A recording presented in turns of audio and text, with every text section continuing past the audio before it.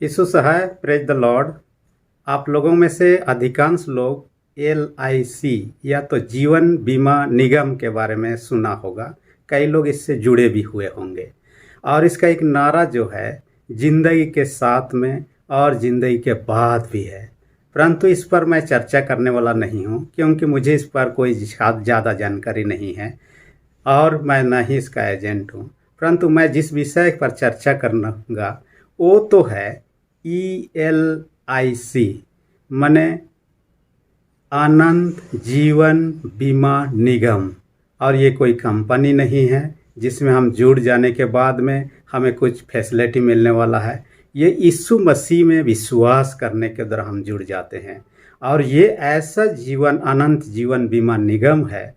यीशु पर विश्वास करने के द्वारा हम जब जुड़ जाते हैं, न केवल यह जीवन हमारा बेहतर होने लगता है, एक आने वाला जीवन जो अनंत जीवन के नाम से हम जानते हैं, उस जीवन का हकदार भी हम हो जाते हैं और उस जीवन में भी हम लाभान्वित हो सकते हैं।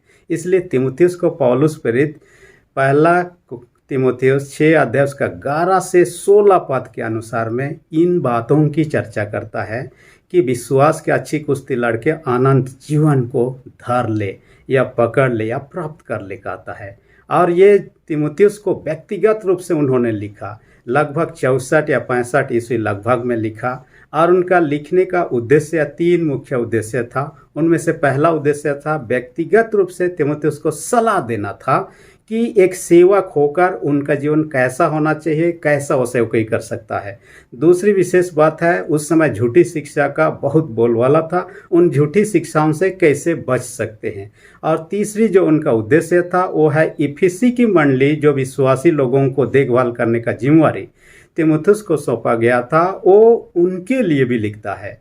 और आज यदि आप और हम सुन रहे हैं, ये आपके मेरे लिए भी है और ये आपके मुझे भी कहता है कि अनंत जीवन को धर लीजिए, प्राप्त कर लीजिए। परंतु ऐसा आसानी से नहीं हो सकता है। उसके लिए क्या करना होगा, क्या चर्चा करता है। 11 से 16 पद के अंतर्गत में हम 4 मुख्य बातों पर चर्चा करेंगे।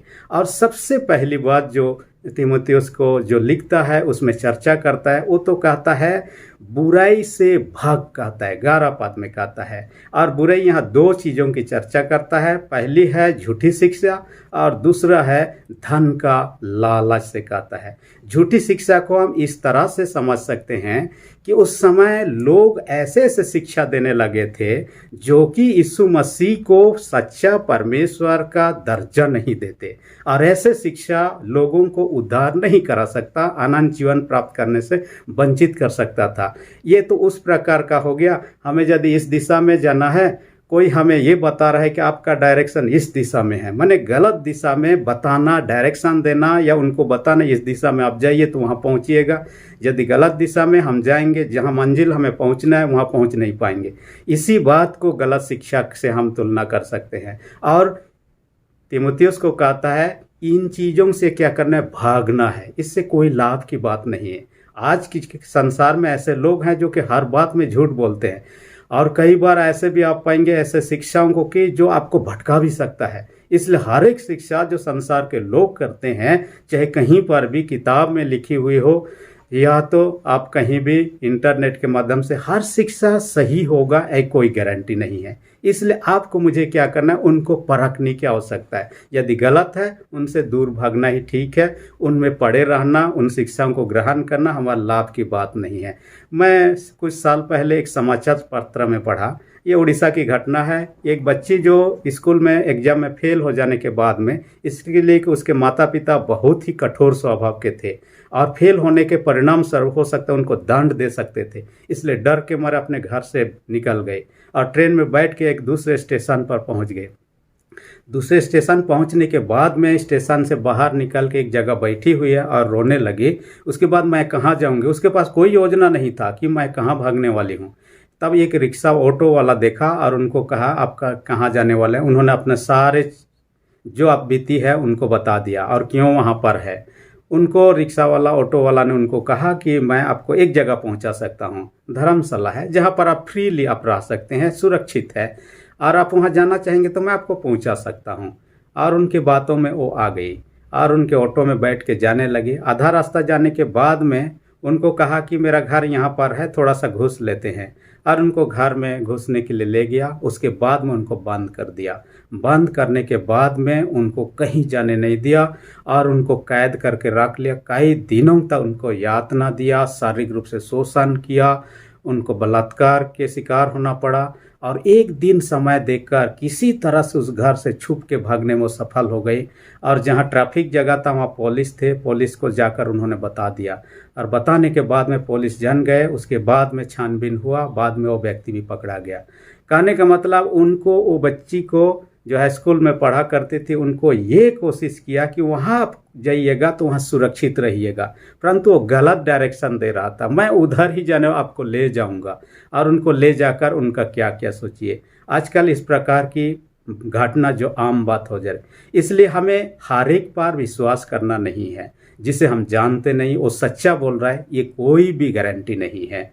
इसलिए गलत शिक्षा इसी रूप में है, हमें गलत दिशा में प्रेरित कर सकता है। हमें जहाँ पहुँचना है वहाँ पहुँचने के वजह हो सकता है खाई में हम गिर जाएंगे आगे, जिस रास्ता से आगे जब बढ़ रहे हैं। दूसरी विशेष बात कहता है धन का लालच, और इस लालच से बचना जरूरी है। इसलिए पहला तीमुथियुस 6 अध्याय उसका 10 पद में कहता है, रुपयों का लालच सब प्रकार के बुराइयों की जड़ है। कहता है कि देखिए, पेड़ जो है जड़ के कारण टिका रहता है, और जड़ एक से क्या होता है, कई सारे डाली निकालते हैं। वैसे ही रुपयों का जड़ से कई प्रकार के बुराई की डाली निकल जाती है, और हम उनके वजह से कई प्रकार के बुराई में फंस सकते हैं। इसलिए उनको चेतावनी देता है कि आप इन चीज़ों से भागिए, क्योंकि हम गलत चीज़ों के साथ रहेंगे तो गलत काम कर सकते हैं।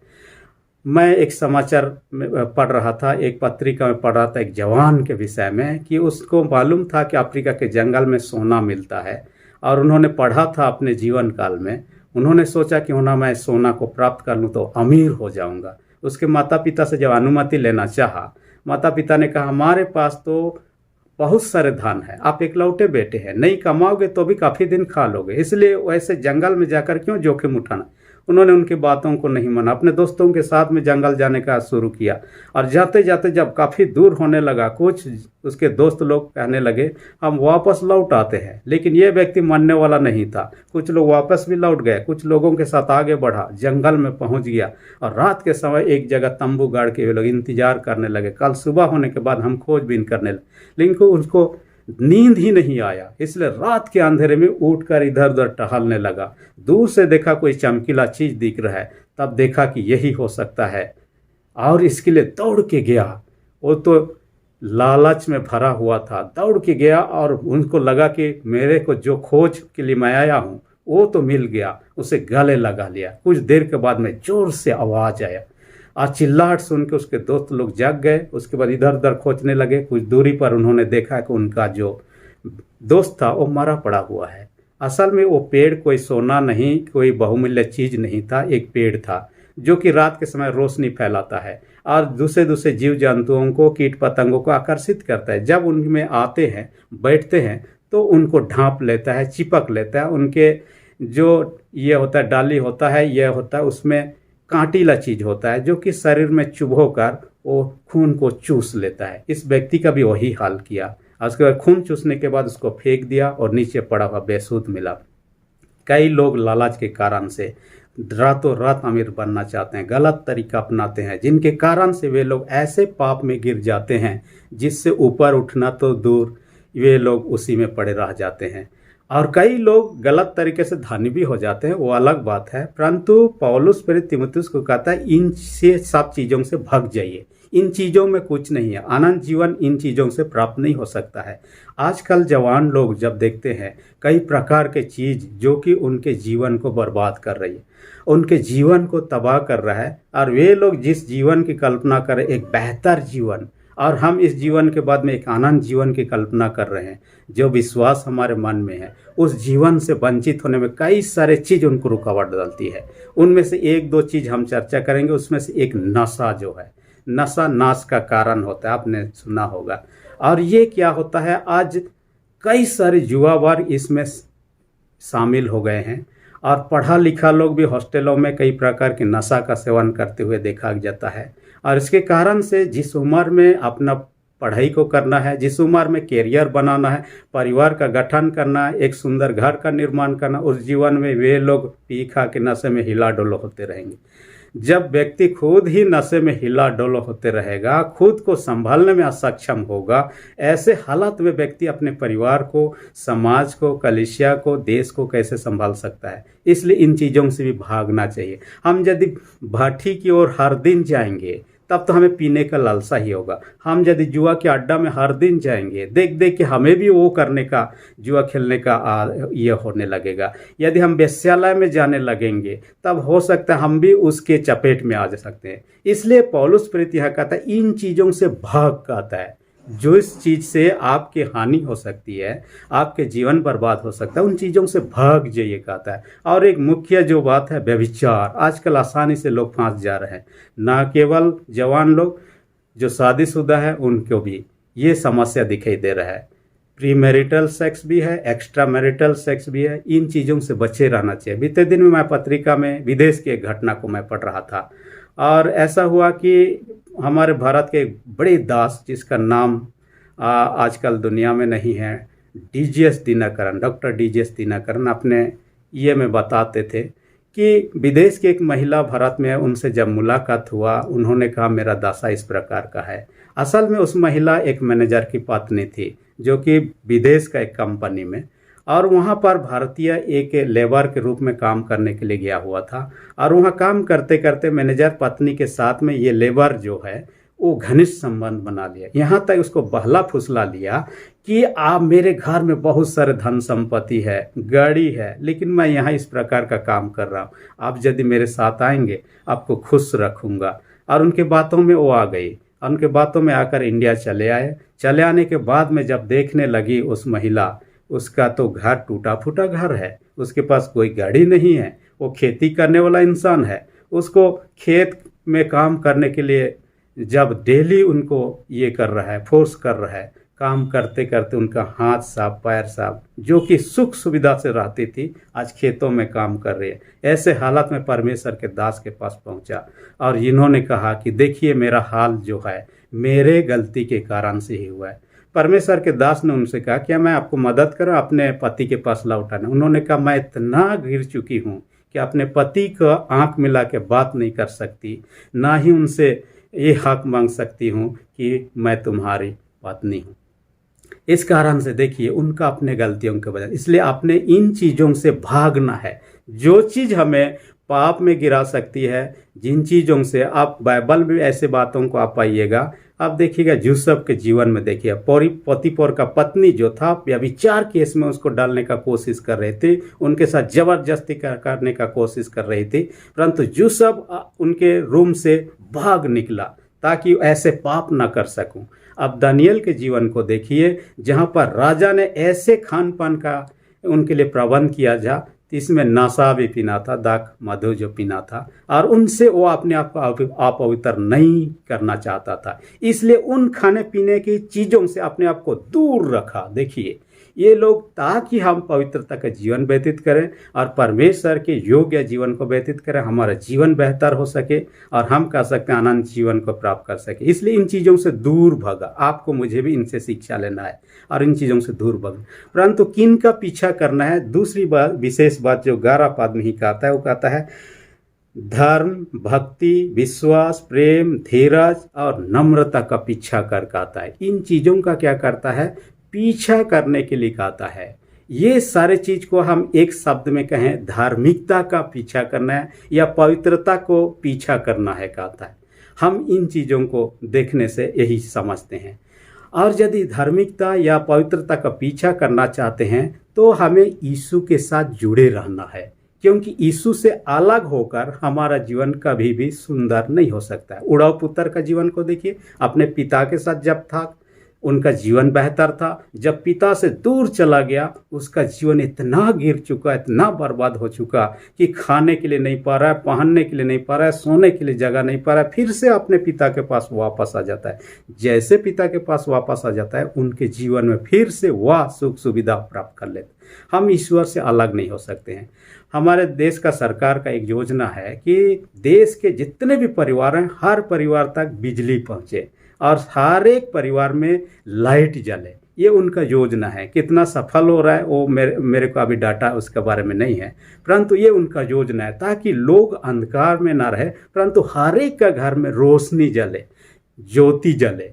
परमेश्वर यही चाहता है, हमारा जीवन पाप के अंधकार में दबा ना रहे और हमारे जीवन ज्योति की नई चमकने वाला जीवन हो, परमेश्वर की महिमा करने वाला जीवन हो। इसके लिए हमेशा परमेश्वर के साथ कनेक्ट होना है। जैसे लाइट को यदि आपके घर में जलाना, हमारे घरों में जलाना है, तार को एक दूसरे से कनेक्ट होना है। कहीं पर भी तोड़ दीजिए, कहीं पर भी आप काट दीजिए, कनेक्शन जहाँ कट हो गया उस घर में जलना बंद हो सकता है। वैसे ही परमेश्वर के साथ कनेक्शन में हम यदि चुप गए, हमारा जीवन में वो ज्योति नहीं जलेगा, वो महिमा नहीं होगा जो परमेश्वर चाहता है। इसलिए परमेश्वर के साथ हमारा होना या परमेश्वर हमारे साथ होना ये बहुत ही जरूरी है। पहला यूहन्ना 5:12 में कहता है, जिसके जीवन में परमेश्वर का पुत्र है अनंत जीवन है, कहता है। जिसके जीवन में पुत्र नहीं है अनंत जीवन नहीं है, कहता है। यानी आपके मेरे जीवन में यीशु मसीह का उपस्थिति हो या हम यीशु मसीह के साथ में हैं, हम अनंत जीवन में प्रवेश कर चुके हैं, कहता है। और ऐसा नहीं है तो गड़बड़ है, हम उसके साथ नहीं है तो गड़बड़ है। बीते इतिहास में एक घटना को आप याद करेंगे, भोपाल गैस ट्रेजेडी के नाम से जाना जाता है, जो कि 1984 में घटित हुआ। और ये एक फैक्ट्री में जो कि ब्लास्ट हुआ और ये रात के अंधेरे में हुआ और कई हजार के लोग मर भी गए इसके कारण से। और कई हजार के लोग उस गैस के चपेट में आने के कारण मारे नहीं, परंतु वे विकलांग हो गए। कई प्रकार के शारीरिक रूप से वे लोग विकलांग का स्थिति या तो शारीरिक डिजीज सब उनके जीवन में दिखाई देता है। परंतु ये घटना इसमें छिपा हुआ है। रात के समय में ये सब हुआ और दिसंबर महीना का था और दिसंबर महीने में ठंड होता है, इस कारण से कई लोग आग जला के उसके सामने भी सोते हैं। कुछ लोग जो थे बाहर में, अपने घर जिनका नहीं है बाहर में सोते हैं, आग जला के सोए हुए थे। उन आग जहाँ जहाँ जल रहा था उस पास में उस गैस का ज़्यादा प्रभाव नहीं हुआ। हो सकता है उस आग का गर्मी के वजह से वो गैस कम से कम दूर चला गया और वे लोग जो आग के सामने सोए हुए थे वे लोग सुरक्षित पाए गए। अधिकतर लोग ऐसे ही पाए गए। मैंने आग के पास रहना उनके लिए सुरक्षा कवच के नहीं काम किया। वैसे ही यीशु के साथ रहना, यीशु के साथ जुड़े रहना आपके मेरे लिए सुरक्षा कवच की नहीं है। मैं चेन्नई में 2 साल तक पढ़ाई किया। उस दरमियान कई बार मैं जीसस कॉल्स जो ऑफिस है वहाँ मैं विजिट किया था और एक चीज़ को मैं बार बार देखता था। जैसे गेट के सामने आप पहुँचेगा वहाँ कोई वॉचमैन तो होता नहीं है, वो कंप्यूटराइज वाला गेट होता है। आप पास आते हैं तब ऑटोमेटिकली गेट खुलने लगता है। जब आप दूर भागते हैं गेट ऑटोमेटिकली क्लोज होने लगता है। मैं महसूस किया, हम पास आते हैं तब खुलता है, जब दूर भागते हैं बंद हो जाता है। हम यीशु के करीब जितना आएंगे हमारे लिए अनंत जीवन या स्वर्ग राज खुलने का चांसेस उतना बढ़ते बढ़ते जाता है। हम उससे जितना दूर भागेंगे हमारे लिए अनंत जीवन से वंचित होना या वो दरवाज़ा बंद होना उतना उतना बढ़ सकता है संभावना। इसलिए हमें उससे दूर नहीं परंतु उसमें जुड़े रहना है। इसलिए प्रभु परमेश्वर अपने वचन में कहता है, मत्ती 6:33 में कहता है, सबसे पहले परमेश्वर की राज और धर्म की खोज करो तब सब वस्तुएं तुम्हें मिल जाएंगी। आज जवान लोग कई सारी चीज़ों की खोज कर रहे हैं। कोई लोग अच्छे पढ़ाई के साथ नौकरी कैरियर बनाना चाह रहे हैं, कई लोग अच्छे जीवन साथी की तलाश में, बहुत सारी चीज़ों की।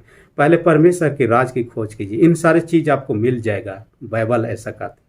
इसलिए हमें परमेश्वर से दूर नहीं जाना, उनकी खोज करना, उसमें जुड़े रहना।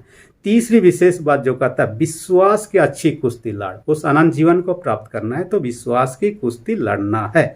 और ये किन से लड़ना है? ऐसे लोगों से जाकर फाइटिंग करना, ऐसे बात नहीं कर रहा है। और कहता है अंधकार के शक्तियों से, दुष्टता के आत्मिक सेनाओं से कहता है। और ऐसे जो कि है, हम बीते दिन भी हम चर्चा किए हैं एक बात पर, हमारे शारीरिक अभिलाषा हमें पाप की ओर गिराती है, उनसे भी हर दिन हम लड़ते रहते हैं। दुष्ट लोग जो हमें पाप में गिराने का कोशिश करते हैं, शैतान जो हमें पाप में गिराने का कोशिश करता है, उनसे भी हमें लड़ना होता है और उनसे जीत हासिल करना है। क्योंकि हम इनसे हार गए। हारने से किसी को मेडल मिलने वाला नहीं, हारने से, फेल होने से जैसे कोई पास होने वाला नहीं, डिग्री मिलने वाला नहीं, वैसे हम इन चीज़ों में हारे नहीं। कुश्ती जैसे लड़ा जाता है, आप यदि अपने प्रतिद्वंदी को हरा पाए तो आप मेडल प्राप्त कर सकते हैं। अब प्रतिद्वंदी से आप हार गए तो मिलने वाला नहीं है। यही चीज़ है, आपको हमें विश्वास के लिए करना है और विश्वास की अच्छी कुश्ती लड़ना है। उसके लिए कुछ हथियार सब की चर्चा आप यदि इफिसियों की पत्री 6 अध्याय 11 से 18 पद में देखिएगा, कई प्रकार के अधर्म की चर्चा करते। और शैतान से दुश्मनी तो हम देखते हैं आदम के समय से। आप उत्पत्ति 3 अध्याय 14-15 पद में देखिए, परमेश्वर ने क्या कहा, मैं तेरे बीच में, शैतान को कहता है, तेरे बीच में और स्त्री के बीच में, तेरे वंश के बीच में, स्त्री के वंश के बीच में बैर उत्पन्न करूंगा कहता है। और उनके बीच में जो बैर था, न केवल उस समय था, उन वंश में मैं बैर उत्पन्न करूंगा। और ये पीढ़ी दर पीढ़ी चलते आ रहा है। और शैतान अभी भी प्रयत्न करता है कि लोगों को कैसे पाप में गिराए। आपने शैतान का भी बाइबल का नाम सुना है, जिसे डेविल बाइबल के नाम से जाना जाता है, जिसको और एक नाम भी कॉडेक्स गिगस के नाम से भी जाना जाता है। और वर्तमान में भी ये है, और ये बहुत ही भयानक पुस्तक कहा जाता है जैसा मेरे जानकारी में है। और ये कोई कागज़ पर लिखा हुआ नहीं है, ये 110 गधों का चमड़े जो इस्तेमाल किया गया उसमें लिखा गया। और इस कारण से इसका जो वजन है 85 केजी है, और एक व्यक्ति आसानी से उठा नहीं सकता, इतना वजन है। और ये 310 पेज का पुस्तक है। अब भी चेकोस्लोवाकिया जो देश है, वहाँ का लाइब्रेरी में ये पाया जाता है। और जिन्होंने भी इसे पढ़ने का कोशिश किया, उनका दिमाग खराब हो गया, और लोग इस कारण से डर जाते हैं उसको पढ़ने के लिए। और ये शैतान के द्वारा लिखा गया माना जाता है, क्योंकि उसमें इतनी भयानक बातें हैं। लोग अब भी उससे डरते हैं, लोग देखना चाहते हैं, लेकिन पढ़ने के द्वारा अपना दिमाग को क्यों खराब करें। और शैतानिक चर्च तो आजकल दिनों दिन बढ़ते जा रहा है। और शैतानिक चर्च कई लोग देखे नहीं हैं, परंतु मुझे देखने का अवसर मिला जब मैं चेन्नई में था। और इस चर्च का जब विजिट किया, बाहर से देखने में भयानक था। उनके जो प्रार्थना का जो लिस्ट है, उसमें आप देखिएगा, परमेश्वर के सेवक सेविकागण पाप में गिर जाए, पतित हो जाएं, उनका प्रार्थना में शामिल है। विश्वासी लोग कैसे भटक जाएं विश्वास से, उनका प्रार्थना में ये भी शामिल, उनका प्रार्थना में ये भी शामिल है। आज चर्चेस बंद हो जाए और चर्च के जगह में बियर बार खुल जाए, नशा करने का स्थान बन जाए, ये उनका प्रार्थना में शामिल है। और वो हमेशा इस प्रकार की प्रयत्न करते रहता है। इसलिए आपको मुझे क्या करना है, विश्वास में दृढ़ होना है। आप जानते हैं कि जब पेड़ हवा आने लगता है, आंधी तूफान आने लगता है, जब उसका जड़ मजबूत रहता है, जिसका डल इस भी मजबूत रहता है, जितना भी आंधी तूफान टकराता है, चाहे वो टेढ़ा होते हुए दिखाई देगा, लेकिन उखड़ता नहीं है। परंतु जिस पेड़ का जड़ यदि मजबूत ना हो, आसानी से आंधी तूफान आने से उखड़ जाता है। आपको मुझे उस मजबूत पेड़ के सन बने रहना आंधी तूफान के समय। और वो कैसे हो सकता है, यीशु में विश्वास करने का।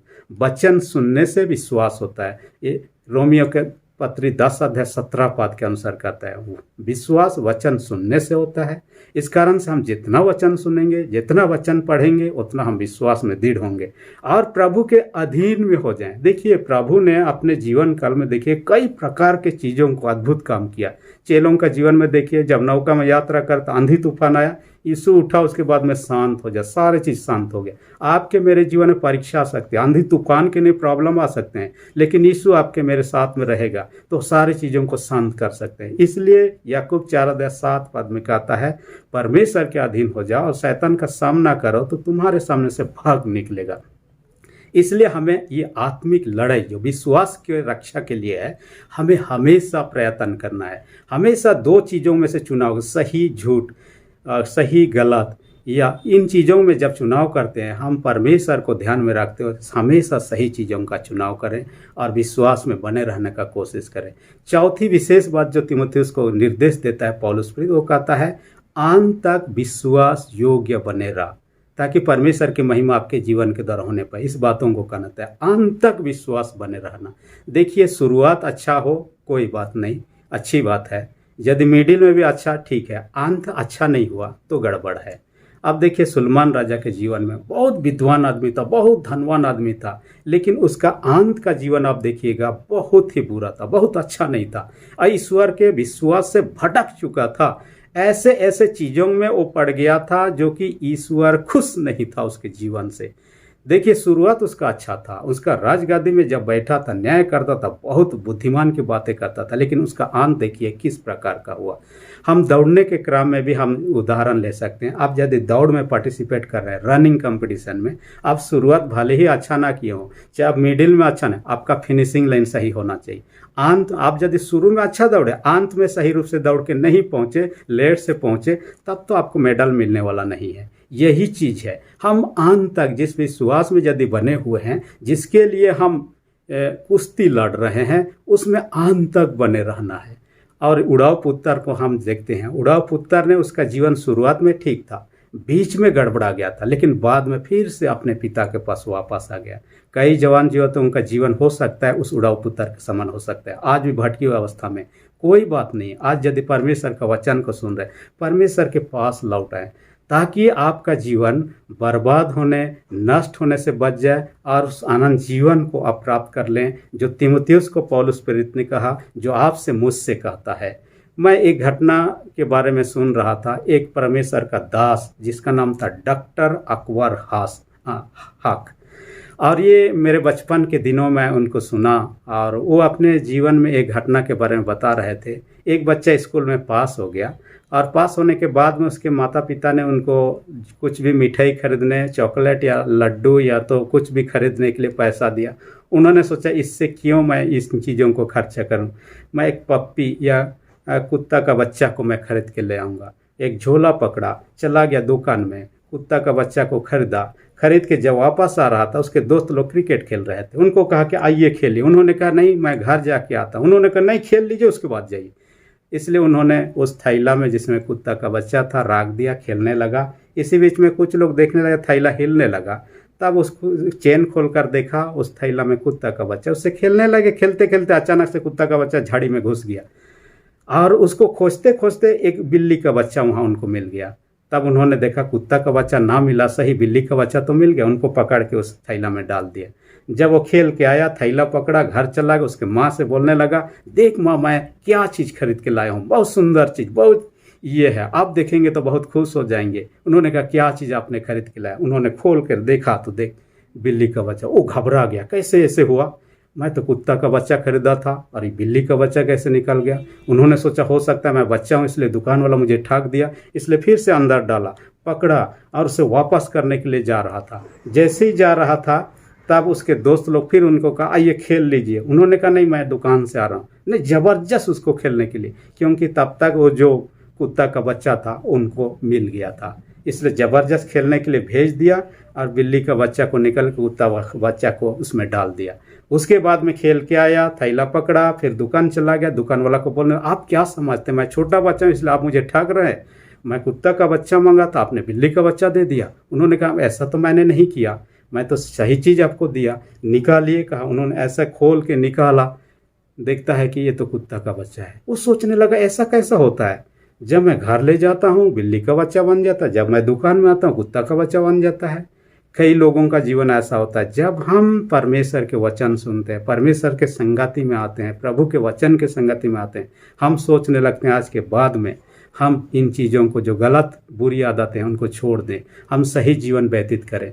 लेकिन फिर से यदि अपने पास चले जाते हैं, घर जाते हैं, चर्च के बाद में या रिवाइवल मीटिंग के बाद में या जहाँ भी हो, हम जिस संगति से अपने वापस चले जाते हैं, फिर से हमारा पुराना स्वभाव हो जाता है। इस कुत्ता का बच्चा जब दुकान में रहता है कुत्ता का बच्चा, घर आ जाता है बिल्ली का बच्चा। इस तरह का स्वभाव ना हो। इसलिए आज यदि वचन को सुन रहे हैं, हमें अंत तक विश्वास में स्थिर रहना है। प्रकाशित वाक्य 2:10 में कहता है, प्राण देने तक विश्वासी रहा तो मैं तुझे जीवन का मुकुट दूंगा, जो आनंद जीवन में मिलने वाला है। इसलिए आपको मुझे इन चीज़ों से प्रेरणा लेना है। यीशु के जितने चेले थे आप देखिएगा, यहूदा इस्करियोती को छोड़कर बाकी अंत तक विश्वासी ठहरे, चाहे उनके जीवन में बहुत सारे तकलीफ आई। मैं तो एक चेला के विषय में पढ़ रहा था जिसका नाम था बरतुलमै, जिसको नथनिएल नाम से भी जाना जाता है। वो कम से कम एक जगह पर जब अंतिम समय में प्रचार कर रहा था, वो था अल्बानिया, और ये जगह का सम्राट जो था, उनका बेटी जो थी वो बीमार थी, और बीमार के कारण से जब वहाँ पहुँचा उनके लिए प्रेयर किया, वो चंगा प्राप्त किया। जैसे ही चंगाई प्राप्त किया, सम्राट बहुत खुश हो गया, पूरे परिवार के साथ बपतिस्मा ले लिया और प्रभु को ग्रहण। लेकिन जो उनके विरोधी थे वे लोग गुस्सा हो गए, राजा का भय को उस्का दिए और आकर इस व्यक्ति को नथनिएल को पकड़ा।